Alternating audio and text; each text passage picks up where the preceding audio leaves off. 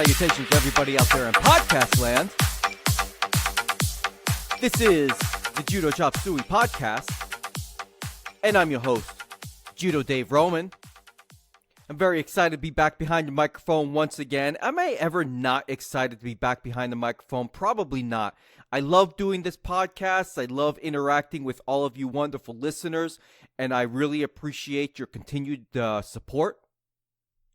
On this episode of the Judo Chop Suey podcast, I'm going to talk about the Montreal Grand Prix and the return of the king of the International Judo Federation, Teddy Riner. I'm also going to discuss the most recent Marius Vizer Twitter Q&A. Those are always so much fun. I am also going to revisit the issue between Iran and Israel. There has been some news-related items over the past couple of weeks regarding that topic, and I wanted to cover that. Some interesting stuff coming out of the Jerusalem Post, which seems to contradict the earlier discussion we had on this a couple of episodes ago. And let's see, what else? Some very sad news coming out of the judo world, both locally and internationally, that I wanted to cover as well. But before I get into any of that, I have to know, who is the listener downloading this episode from the Åland Islands? All right, so let me give you some background here. Every once in a great while, I go on to Podbean and I take a look at my download stats. Not that I care about download numbers, but I always find it interesting to find out where the podcast is most listened to, what new areas of the world are people downloading the podcast. So I log in just to see July's numbers, and lo and behold, I see 35 downloads from the Åland Islands. Now, I have never heard of this place in my life. I know, here I am, ignorant American here. But for July, it ranked number 5, falling behind the United States, Canada, the UK, Australia, and Åland Islands. I had to look up on Google, the Google machine, to find out where that is, and I didn't even know such a place existed. Fascinating. So whoever you are, listener, or if it's a couple of listeners, please email me. I want to talk to you. I want to know who you are. I want to find out how you found out about the podcast. If you want to shoot me an email, it's judochopsueyshow@gmail.com. If you want to follow me on Instagram, it's @LaVidaJudoka. My Instagram is awesome. If you want to follow me on Twitter, it's also @LaVidaJudoka. And you could also find me on Facebook doing a search for Judo Chop Suey Podcast. And if you want, you could search for David Roman and add me as a friend. Just if you do so, please let me know that you're a listener of the podcast, because if you don't, then chances are I'm going to leave your friend request in friend request purgatory, which means that I just look at it and I ignore it. Now, before I get into the judo-related items, I got to talk about this. Spider-Man Far From Home. Fantastic movie. I highly recommend you watch it. It was a brilliant post-Endgame movie, and I liked it 100 times better than Avengers Endgame. I'll tell you that much right now. I thought it was a great movie. I thought Jake Gyllenhaal as Mysterio played that character very well. I also watched Rocket Man a couple days ago. That's a very good movie. It's certainly wasn't as good as Spider-Man, but very entertaining nonetheless. I tend to like musicals, and this movie kind of went the musical route. My favorite musical of all time is Man of La Mancha, by the way. I binge-watched Stranger Things. That did not suck. And one of my other favorite shows on Netflix, what the heck is it called? La Casa de Papel.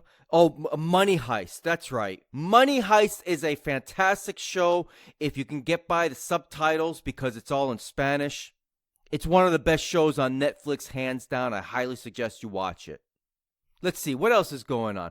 Oh, I finally got back onto the mats after suffering with back spasms for 3 weeks. Hopefully, knock on wood right here, because I don't want to go through that again.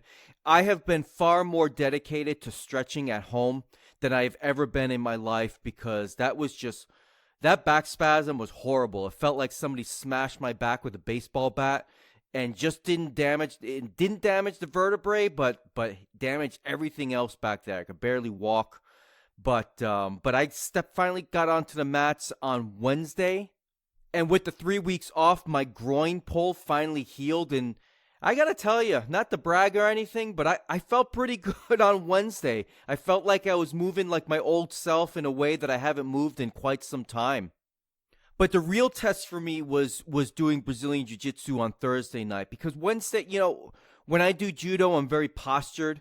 And because of that posture, it relieves a lot of pressure on my lower back.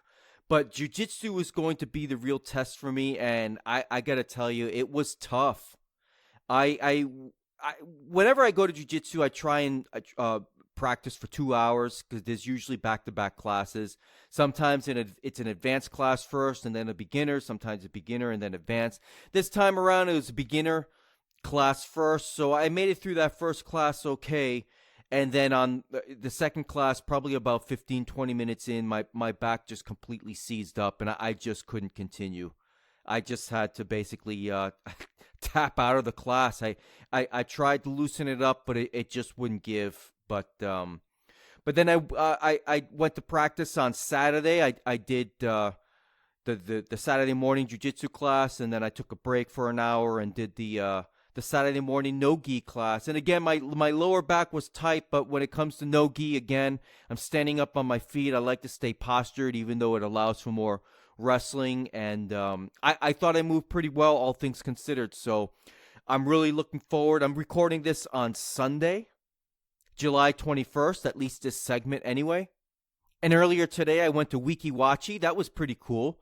Seeing the mermaid show, like I'm serious. There were like real people dressed up as mermaids, doing the song and dance thing underwater. It was pretty awesome. They have these tubes that they breathe oxygen from, and they're underwater for like a half hour doing all these dances and stuff. It's an amazing show. I've always heard of Wikiwachi, and I one of those type of places that I said that I would visit once I moved down here. But 19 years later, I finally made it there, and it was pretty awesome. I went snorkeling and saw some freshwater fish. The spring was incredible. The Wikiwachi Springs was fantastic. Even though there was a bunch of people swimming in there, the water seemed pretty clean to drink. Certainly cleaner than what comes out of the water spigot in my refrigerator. So I'm totally sunburnt, but I'm looking forward to going back to practice tomorrow and trying to continue my light rehab. I'm calling it a rehab because I'm not going very hard in these classes. I mean, I'm certainly giving an effort, but I can't roll hard for sure because, quite frankly, I'm kind of afraid. I'm kind of afraid to re-injure myself. Anyway, moving along. The Montreal Grand Prix. What a great event. And let me tell you, it was really nice to watch a Grand Prix event or an IJF World Tour event in my own time zone.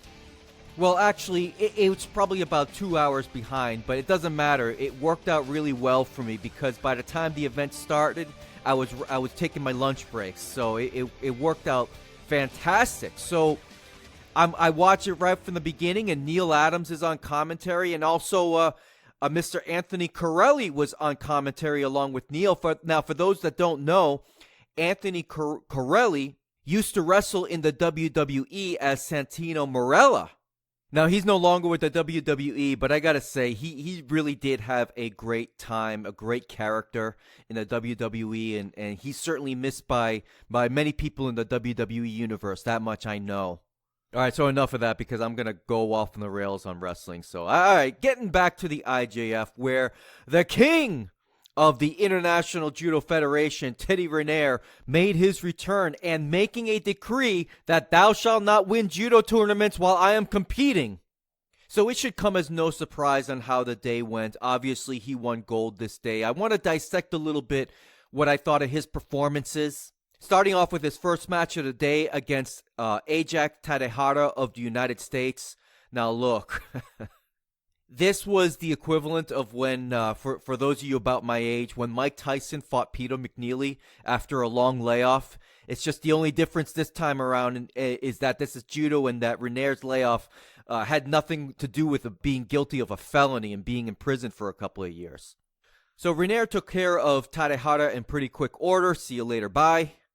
In his next match, he drew Vladu Simeonescu of Romania, and Riner took care of him in pretty quick order with a very nice Harai Goshi. Now here's where things got really interesting. Teddy Riner drew Lucas Krpalik, who is the 2014 world champion and the 2016 gold medal winner for the under 100 kilo division. So this guy is no slouch, and Krpalik took it to him. And this match went into golden score, where Riner won with a beautiful looking Harai Goshi. And again, well, actually not again. What I wanted to say was this.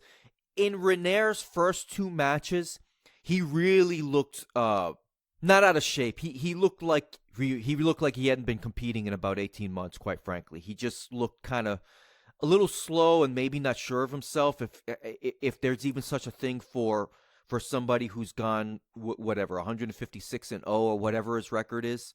But what I'm trying to say is that it seemed that while the first two matches he seemed sluggish, it's almost as if everything was coming back to him as we were witnessing it in his final two matches. And this match with Krpalik is no exception here. It's hard to describe. He just was getting better and stronger as the day went on. That's just how it seemed to me. And man, he really launched Krpalik. Now, he only got a Wazari on that throw, but Krpalik was just way in the air. And for Riner to launch a guy like that in that way is really a testament to his skill.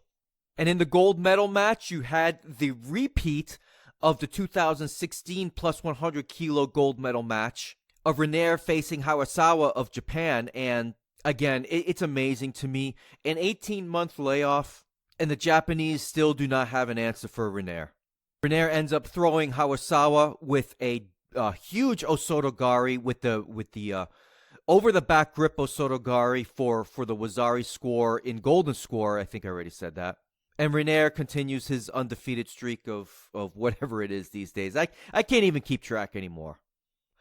Now, everything I just covered was with regards to the last day of the event, which is when the plus 100 kilo contests occurred. But I watched a lot of the first bits of action of this Grand Prix, and I wanted to talk about some of my thoughts on Team USA's performance and what I thought about the Grand Prix in general. Now, getting into what I thought of the Grand Prix in general, I thought it was very well done, but I was a little bit surprised. Well, maybe not surprised, but maybe a little disappointed that there were only 249 competitors for this event. And that is very low for an International Judo Federation Grand Prix. And I'm going to guess that largely has to do with the fact that the European Games had just finished on the prior weekend. So there are a lot more competitors in the Budapest Grand Prix, which is happening over the weekend of July 12th. And I'm going to get a little bit into that Grand Prix, at least I think. It depends on how long this podcast goes, but I do want to cover some of the results there. Teddy Riner is not in that event. So going back to the first day of the Montreal Grand Prix, like I said before, I watched some of Team USA. One of the first matches that I watched was Ann Suzuki of Team USA versus Catarina Costa of Portugal, and my goodness, Ann took a very painful looking throw from Costa, because I don't know what happened there. It was a sacrifice throw from Costa, and she had thrown Suzuki in a way where she fell on her head, and her head bent backwards, and her back was over her head. Like, it was an ugly looking throw, and I'm sure that was a big reason why she lost that match. And I gotta hand it to her. She's really a trooper for continuing on, because I'm going to bet that she's going to be in a lot of pain, or she's probably in a lot of pain right now.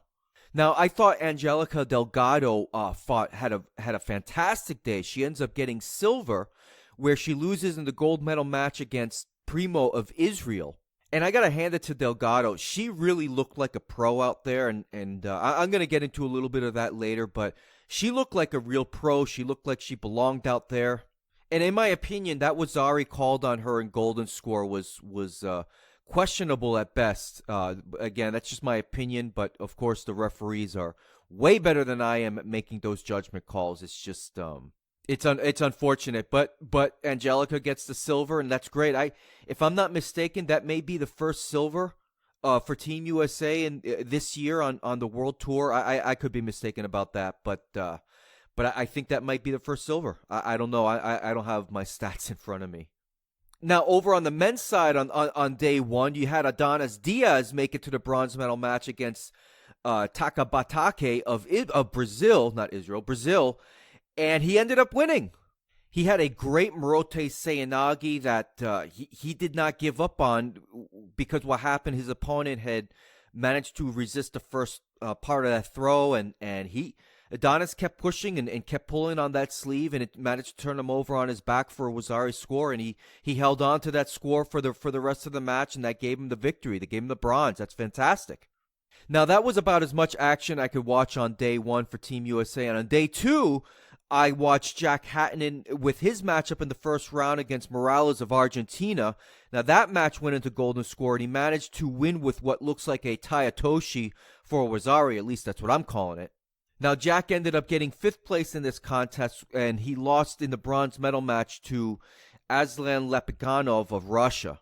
I then went on to watch Hannah Martin's match and then Alex Turner's match, which I gotta say, Alex Turner must have had a contingency of fans up there in Montreal, because some lady was screaming her head off at Alex, and I'm hoping that wasn't one of Team USA's coaches. And the other match that I saw for Team USA was Nick Del Popolo losing to Margela Dion of Canada. Oh, and I forgot to add that Colton Brown won silver in the under 90 kilo division. He had a matchup against Mashu Baker, who Baker for me is one of my favorites to watch on the tour. It's so good to see him back. I don't know if he's going to if he's going to be competing in the Olympics. I certainly hope so, but Colton really took it to Mashu Baker. He fought him well, and Baker ended up getting a Wazari call within like the final 10 seconds of the match of regulation. But my hat's off to Colton. I thought he performed really well. Now, to cover some of the other winners of the Montreal Grand Prix, starting at the under 60 kilo division, you had Naohisa Takato of Japan taking gold. In the under 66 kilo division, you have Kurlin Ganbold of Mongolia taking gold. In the under 73 kilo division, you had Soichi Hashimoto of Japan defeating Viktor Skortorov of the United Arab Emirates. I did not realize Hashimoto was in this tournament. That's quite a high-level athlete there, one of the best. Takanori Nagase takes gold in the under 81 kilo division, which obviously was absent of some of the world's best, which includes Saeed Molai and Sagi Muki. I already covered the under 90 kilo division. That goes to Mashu Baker.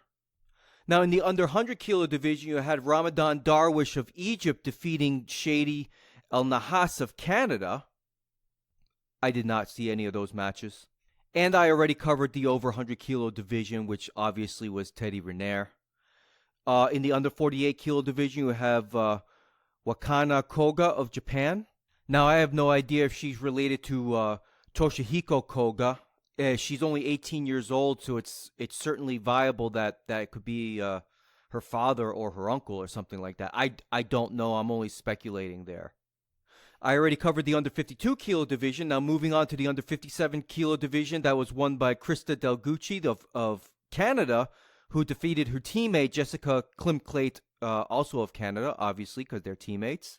In the under 63 kilo division, you have Mok-hee Cho of South Korea defeating Amy Livesey of Great Britain. Obviously, it should go without saying that Clarissa Begnenu not being in that competition is noticeable, because she's usually number one. The under 70 kilo division was won by Giovanna Sokuchi Amaro of Germany. The under 78 kilo division was won by Shori Hamada of Japan. And the plus 78 kilo division was won by Sarah Asahina, which comes as no surprise to me. The only surprise is I was surprised I did not see Idalis Ortiz competing, because they're usually 1 and 2, and you can flip those names backwards and forwards. They usually end up getting first or second when they're both in the same tournament. All right, so moving along, it is with a heavy heart and great sadness for me to announce the passing of 2 judoka that have been fixtures in the United States judo scene. First off, I just got this information from Facebook.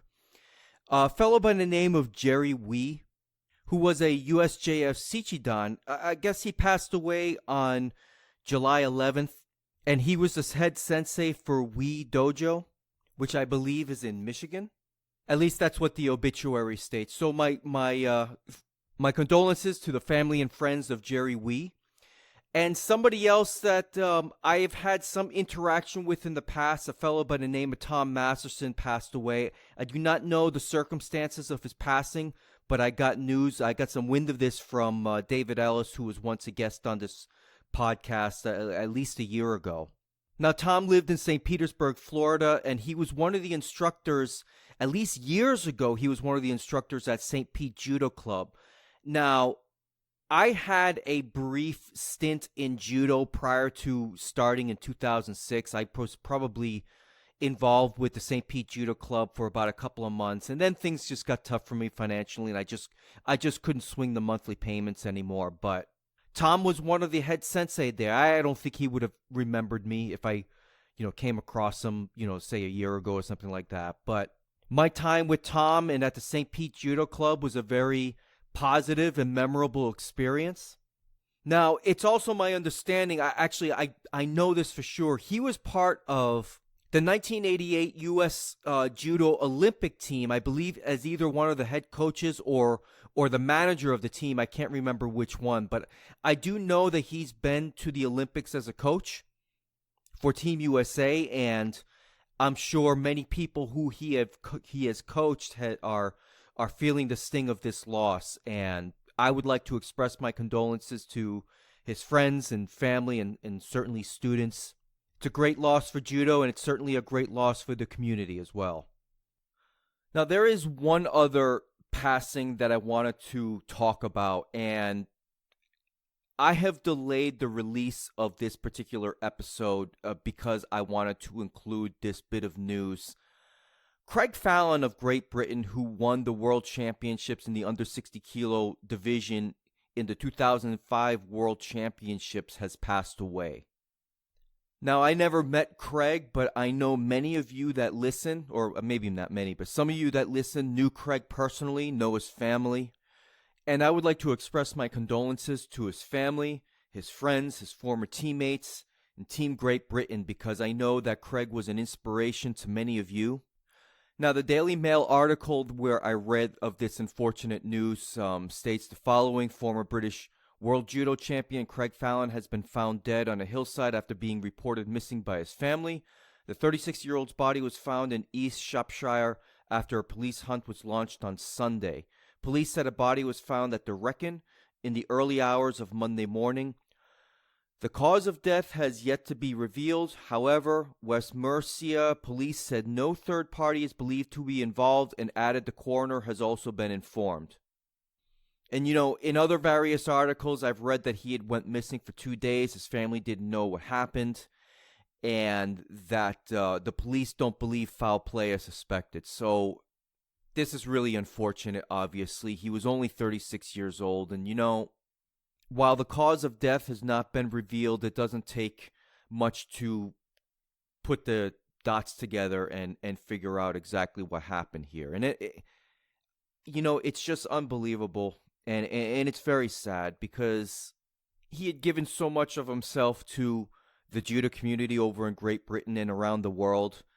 And he was a husband, he was a father, and I gotta say that there were so many times that I watched his videos when I wanted to look to improve my own judo. Now, I've never really patterned my judo over any one person, but Craig was certainly somebody that I always looked to in terms of how he did techniques, because we had a very similar body size, or at least when I was lighter anyway. So, all I can say at this point is rest in peace, Craig, and you will be missed by all of us. All right, so I was alerted to an article by a listener coming out of the Jerusalem Post, and it is an article written by a fellow by the name of Elon Einhorn. The headline goes, Iran, we will not compete against Israeli athletes. Now, this really caught my attention because it was my understanding back in March, the International Judo Federation had made an agreement with the Iranian National Olympic Committee. So when this listener had sent me this article, I immediately went to check the date and timestamp of the article, and it was released on July 7th, obviously, of this year. So I was very surprised to see this article. I'm going to read bits and pieces of it. It's not a very long article here, so it goes like this. President of the Iran National Olympic Committee, Saeed Reza Salehi Amiri, said that Iranian athletes will not compete against Israeli athletes, despite Iran claiming in a letter addressed to the International Judo Federation that things might change. The Judo World Championship will take place at the end of August, where most of the anticipated encounter will be between Iranian Saeed Molai, who is ranked number 1 in the 81-kilogram weight group, and second-ranked Israeli Sagi Muki. At the Abu Dhabi's Grand Slam in October, the Iranian judoka faked an injury to purposely lose a fight that would have led directly to an encounter with Muki. The Israeli went on to win the gold medal. Then, at the Paris Grand Slam in February, Molai again feigned an injury and lost to Kazakhstan's Ruslan Musayev, ranked 209th in the world, in just 20 seconds. Molai seemed to easily recover from his injury to win the bronze medal. The problem was that Muki won the silver medal, so Molai once again had to rely on that same injury to avoid sharing the podium with an Israeli athlete. The IJF said in a letter to Iran that the international judo community witnessed several times a disturbing phenomenon which involves a sudden injury or failure of weigh-ins of Iranian athletes because of the possible obligation of the given athlete to compete against certain countries. In the same letter, the Federation set a March 15th deadline for the Iranian government to present the International Judo Federation a governmental letter which guarantees that all athletes from Iran will compete in IJF competitions regardless of the nationality of the athletes they oppose, and that they will participate in the medal ceremonies regardless of the nationality of those who share the podium with them. The Iranian response to the letter was published by the IJF on March 11th, where it claimed that it would fully respect the Olympic Charter and its non-discrimination principle. The Islamic Republic also said that they were negotiating with Parliament to identify the proper legal resolutions. Now, here's where the article gets interesting. And by interesting, I don't mean that in a good way. So continuing on, it states, in an interview with Fars News Agency, Amiri claimed to have discussed the matter with IJF chairman Marius Vizer in Lausanne, Switzerland, with Amiri expressing that Iranians will not be competing with Israeli athletes. The article goes on to quote, refraining from participating in competitions with athletes of the Zionist regime is an issue of the Muslim world, and athletes from 20 countries refrain from doing so. I said that we are acting within the framework of the Iranian regime's policy, and for this reason, we are not competing with athletes of the Zionist regime. Now, that is allegedly what the president of the Iranian National Olympic Committee had stated in this interview. Now, I reached out to the author of this article in the Jerusalem Post via Facebook. I had to go digging around. I was hoping he had a Twitter, but he did not. But I hate, searching for people's Facebook when I don't know them. And, I had to do some digging, but I found his Facebook profile and I sent him a direct message asking him if he could share with me the link or the interview of where he saw this Fars News Agency interview with the president of the Iranian Olympic Committee. Now, Mr. Einhorn was very gracious enough to link the article that he read this. Now, granted, this Fars News Agency article was written in Persian, so I had to do a lot of translating. But I came to find out that this article was written on June 28th of this year, which is certainly quite some time after the signed agreement was made with the International Judo Federation and Marius Vizer. Now, something I found out that was really interesting, I did not know that the Arabic world has a completely different calendar than the ones that we're used to. By we, I'm talking about the Western world. So when I saw the article in Persian, along with the translating, I was seeing a date of 4/7/1398, and I was like, that doesn't make sense. That must be a bug. And no, this stereotypical ignorant American did not know that there were other calendars.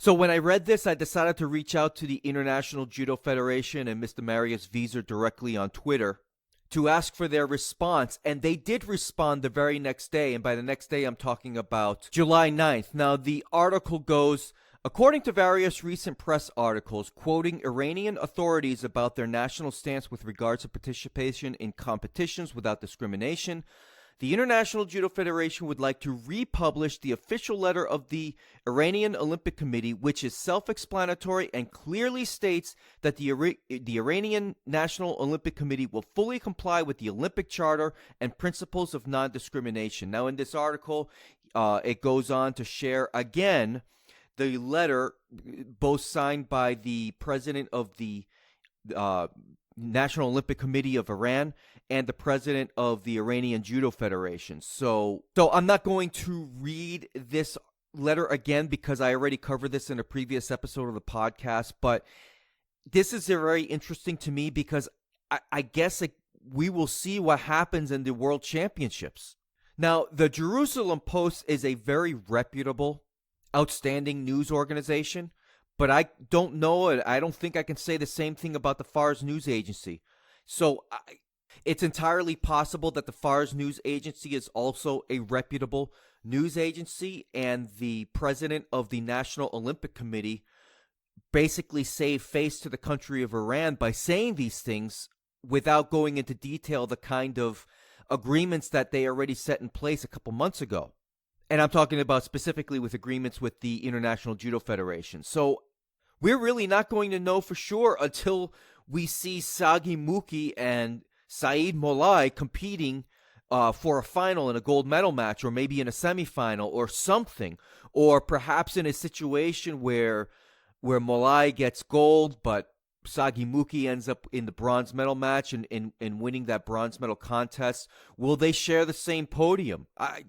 That'll be interesting to see, because we're hearing one thing from the International Judo Federation and the Jerusalem Post, which I happen to believe both of those stories. I mean, why wouldn't I? And then we're hearing a completely different side of this story from the Fars News Agency. And again, look, there are countries where people are not free, where journalists and the press do not have the same kind of freedoms that journalists have in the United States. And because of that, I'm more inclined to believe the Jerusalem Post.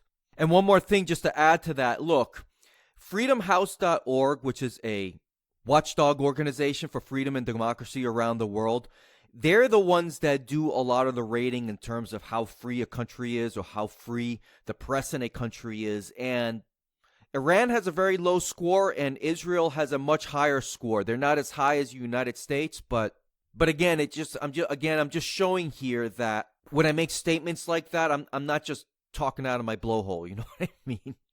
Anyway, the Marius Vizer Twitter Q&A. I love these. I love them when he has them, and I find them always very interesting. I know some of you don't, but it gives really people who follow the International Judo Federation World Tour a chance to talk with its head man running things over there. And I had some questions to ask. I actually managed to get in 2 questions, and he answered them. Starting off with the whole topic on Iran and Israel, I had asked the question, goes like this. In a recent article in the Jerusalem Post, I read that the president of the National Olympic Committee of Iran made comments stating he was backing out of his agreement with the International Judo Federation. The author shared his source from Fars News Agency, and I read these recent comments. Do you have any further comment or response? Do you believe the issue of Iranian athletes refusing to compete against Israeli athletes is behind us? Now, that was a 2-part there were 2 tweets that involved that question. That's why it seemed very long. Mr. Vizer responded in a series of tweets. Seeing the latest information in the media regarding this subject, we have republished their letter of the Iran National Olympic Committee, where they clearly express their agreement to follow the IOC Charter and IJF statutes regarding discriminatory matters. I hope they will follow on their promises, and in the same time, since early, I am not truly convinced that the Iranian athletes themselves refuse to compete against any nation. I think it is an issue of the government, and the sport has to remain clean. I will not accept to transfer the competition on the tatami into a political debate. On the mat, we are we compete for the values of sport and for a better world. Completely agreed. That's just well said by Mr. Vizer. And as he's alluded to, and I certainly agree, I don't believe that these athletes are going rogue trying to make a political statement, much in the same way that somebody like a Colin Kaepernick is doing so, taking a knee, or at least when he did, 4 or 5 years ago, whenever that was. I also asked another question, and this was in regards to a statement he made comparing Judo Canada and USA Judo, where I thought, and this was back during the Paris Grand Slam, I believe, where he pretty much put USA Judo on blast. So I asked a follow-up question to that. I had asked Mr. Vizer, in your last Q&A, you expressed that you were pleased with Canada and their efforts in judo development. You also stated that it contrasts to the United States, a country with potential but not doing the same. That was in quotes. What changes would you like to see USA Judo make? And I ended up getting another two-part response. He states, He states, I would like to see changes in the vision and strategy of USA Judo. We already proposed some projects to develop judo there, including judo in schools, one of the most successful programs in judo today. We are ready to finance it. We had no reaction from the Federation. As well, I would like to see bigger events in the United States, taking in consideration that Los Angeles will organize an Olympic Games, and I would like to see more top judoka on the podium. Yeah, you and me both there, Mr. Vizer. And here's the thing. I have no reason to believe that what he's saying isn't true. To get no reaction from USA Judo after you've made suggestions on how to improve judo in the United States, especially when the IGF is willing to give you money, that's disgraceful. That's shameful. And goodness gracious, I know there are well-meaning people in USA Judo, but I mean, I'm without words. How could you not react to the president of the International Judo Federation?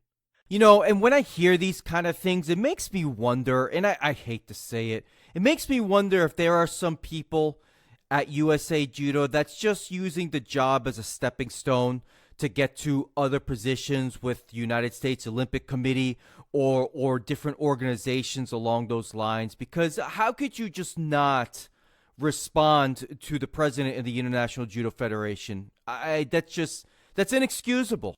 And to add to this, I completely forgot that LA is hosting the 2028 Summer Games.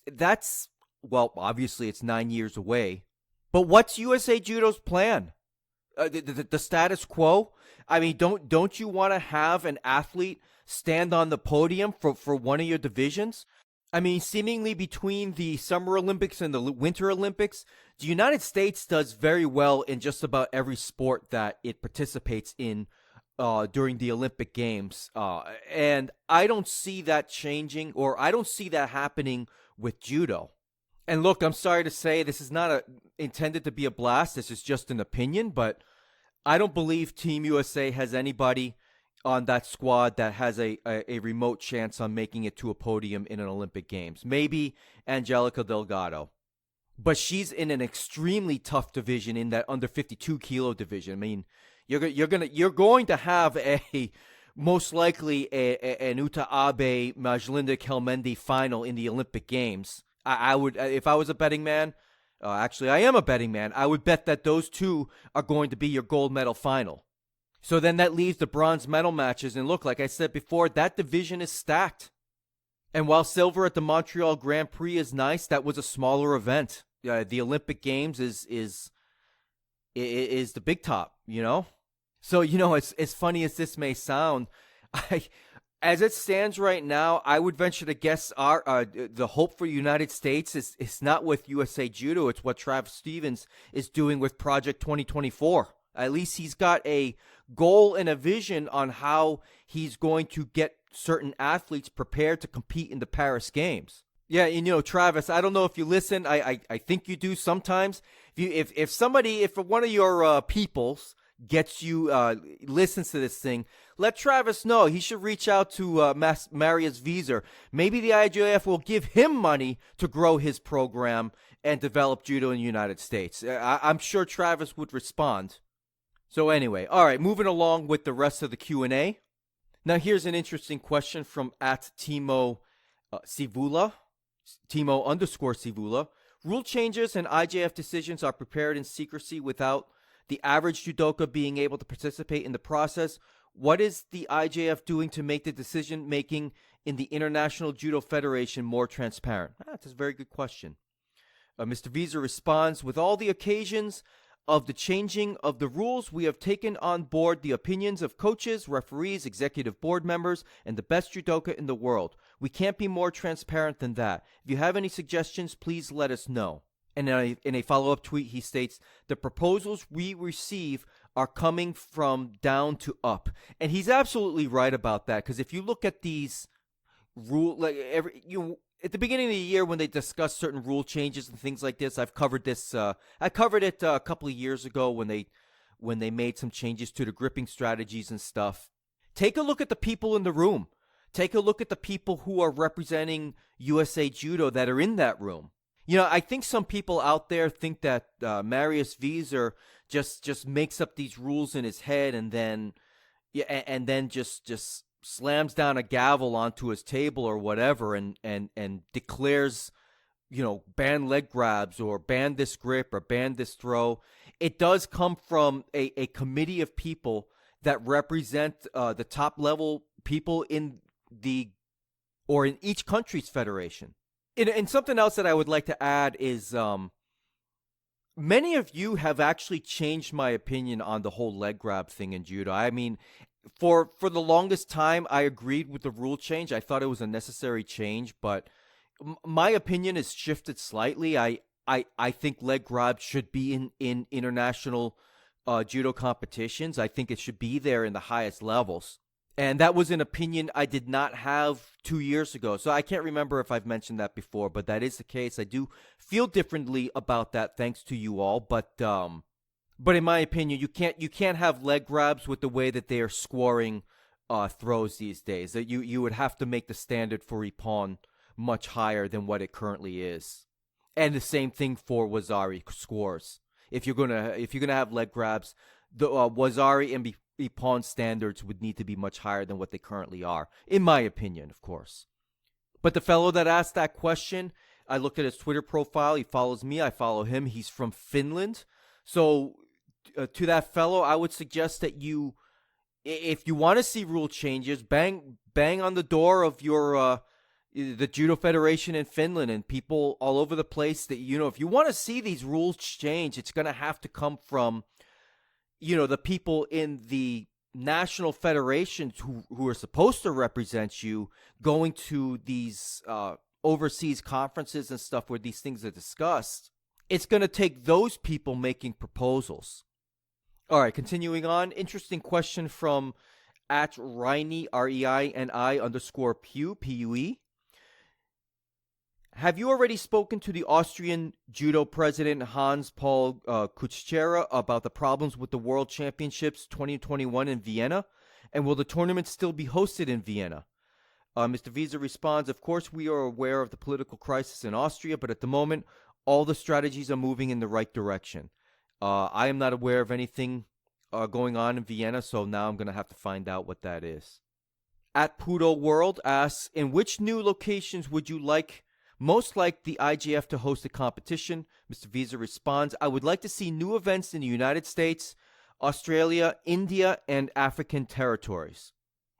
That would be nice too, but you got to return those phone calls, USA Judo. And what can I say?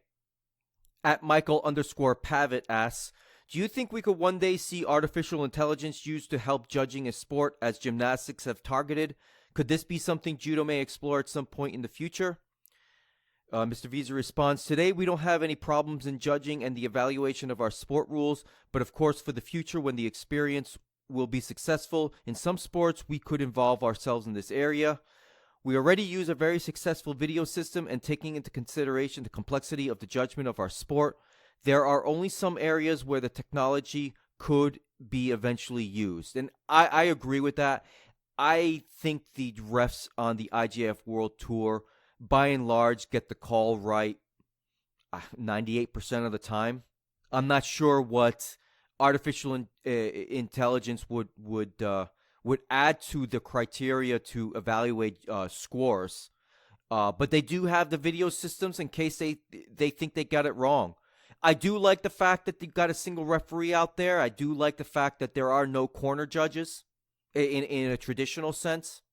And I do like that Hante is a thing of the past. And for those of you who are new to judo and don't know what that is, Hante is back long time ago. You used to, if there was no golden score in competition, so there were times where who would win and lose would come down to a referee's decision.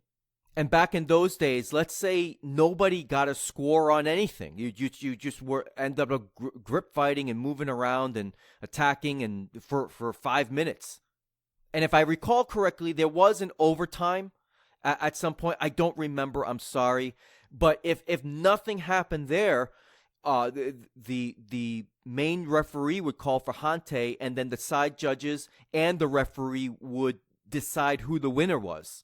And sometimes those decisions, so let's say you didn't get a score at all, but let's say you came in for a Seoinage and you managed to lift them off off the person's feet, or lift the person off their feet, that might be enough for a side judge to determine that you were the winner of that match, even if there was no score.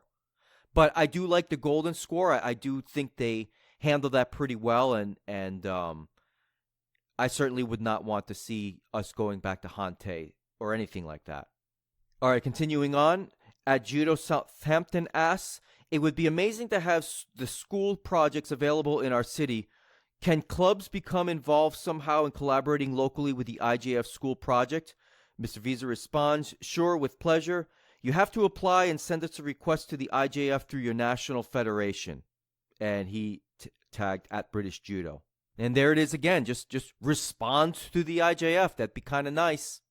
Now, here's a really interesting question from D.H. O'Connell. Hello, Mr. President. I was wondering what your opinion is on the idea of bonus ranking points for Ippon wins.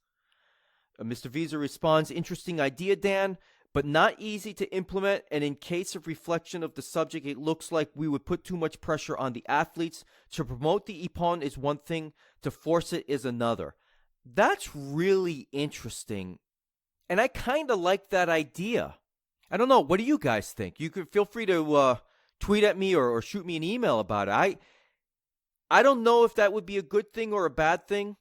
It would certainly change the landscape of rankings quite a bit. But of course, you know, in the early rounds when top stars fight against lower ranked athletes, you're going to see a higher number of Ippon scores. But should an athlete get penalized if he happened to have a tough matchup against somebody in the very first round of a tournament, and he manages only a Wazari score, but even, I don't know, let's just say Hifumi Abe fights against An Bao, who's currently ranked number 18. You know, a low ranking for him, but An Bao has certainly been one of the top stars in that category in years past. So if Hifumi Abe manages to beat Bao, but does so with a single Wazari score, should he be penalized for that? I don't know. I really don't think so. But it's an interesting question nonetheless. All right, continuing on. At Daniel Etchels asks, do you expect the International Judo Federation Grand Prix in The Hague to be back on the calendar in 2021? Mr. Vizer responds, actually, we have offered always at Judo Bond a lot of support to organize the Grand Prix, but at the moment, unfortunately, they are not able to manage the continuity of the event. I hope there will be a time to reintegrate a Dutch judo event on the IJF World Tour in the future. And I think I believe I talked about that event being canceled in my last episode. All right, I'll read one more question. It's from at Gerard Wolf Moore. God, I hope Wolf is his middle name. That would be incredible. Mr. Vizer, when will the IJF stop cutting away the art that is judo? Brazilian Jiu-Jitsu will end up more like judo than judo soon. Can you return our traditional art? Hashtag leg grabs, hashtag standing strangles and locks, hashtag ask Vizer. Mr. Vizer responds, in my opinion, the leg grab was not in the judo tradition. It was an imported technique from wrestling and sambo and kurash, and it is not for the benefit of developing and promoting technical judo. We wish to show the artistry of judo and dynamic actions in relation to traditional standing judo. Uh-oh. I don't know how historically accurate that statement is by Mr. Vizer. Now, he does have a point that single legs and double legs, those techniques are not in the Gokyo no Waza, but Kataguruma is, and Sukuinagi is. Now, like I said before, I do think leg grab attacks should be part of judo in all competitions, but the scoring would have to change. But here's the other side of this. At this point, I don't care. I don't feel very strongly about leg grabs being banned in international judo competition. But I really don't understand why at a national level and at lower tier tournaments that leg grabs are banned. That does not make sense to me, because I think I've said this before. College football has different rules than the NFL. College basketball has different rules than the NBA. And even high school wrestling is different from collegiate wrestling. So I don't know why the national governing bodies continue to have rules that mirror what the IGF does. Because 99.9% of all the judoka out there are not competing in the World Tour. Now, I'm going to guess that in terms of total athletes with an actual point on the world ranking listing, there's, let's see, I would venture to guess there's maybe 4,200 athletes that have a point that have competed, at some point on the IGF World Tour and are trying to get there. But think of the millions upon millions of judo practitioners where the IGF, World Tour is just, that's a dream, and that's a long shot. I mean, take the United States, for example. There's maybe 14 or 15 people on Team USA. Why should the rest of the judoka in the United States have to follow the same rules that those 15 judoka do? And yes, I realize that there are cadets that also compete globally, and they have to compete under the same rules. I get that. But you guys get my point. Maybe add 30 or 45 total athletes in the United States across the various age ranges that have to follow those rules. Should 29,000 other people who have no shot at being on the IGF World Tour have to follow those rules as well? And even if they do, it's not that hard to transition away from grabbing legs. I'm sorry to say. That's just my opinion. And if leg grabs were a thing, and a person developed a whole game around leg grabs, well, then that's on them and that's on their coach. But for overall judo development, I don't think leg grabs should be banned. And I don't, at my club, we don't ban leg grabs. I tell people, or I try and, if I think about it, I tell people, hey, you want to try and grab the legs and throw me, you go right ahead. I'm talking about in randori. And especially because most of the people who do judo are Brazilian Jiu-Jitsu students first. They need to be able to practice that stuff. So I say let them grab away. All right, anyway. That's it for the Marius Vizer Q&A. And I think that's going to be it for this particular episode of the podcast. At least for the most part. I know I thought I might be able to get to the Budapest Grand Prix, but I'm not going to be able to get to that. But I do want to bring attention to you fine folks that the Zagreb Grand Prix is going to be happening on the weekend of July 26th. And that's going to be the last Grand Prix or Grand Slam until the World Championships. Now, the International Judo Federation is announcing that Teddy Riner is going to be participating in this event. They've got him on all of their social media banners. I just saw a post from the IJF on Facebook asking the followers if there's going to be a Tushishvili versus Riner matchup. Who do you think they'll win? Goodness, this might be the contest that where Teddy Riner loses. I think if there's going to be a time, at least this year, if anybody is going to be primed to beat Riner, it's going to be Tushishvili, and it's going to be at this Grand Prix. But, of course, when it comes to my lineup on Fantasy Judo, I'm probably going to pick Riner. I'm probably going to set him as captain and get those easy points from my pathetic team. I think Majlinda Kelmendi is going to be at this event, which pretty much means Uta Abe will not be at this event.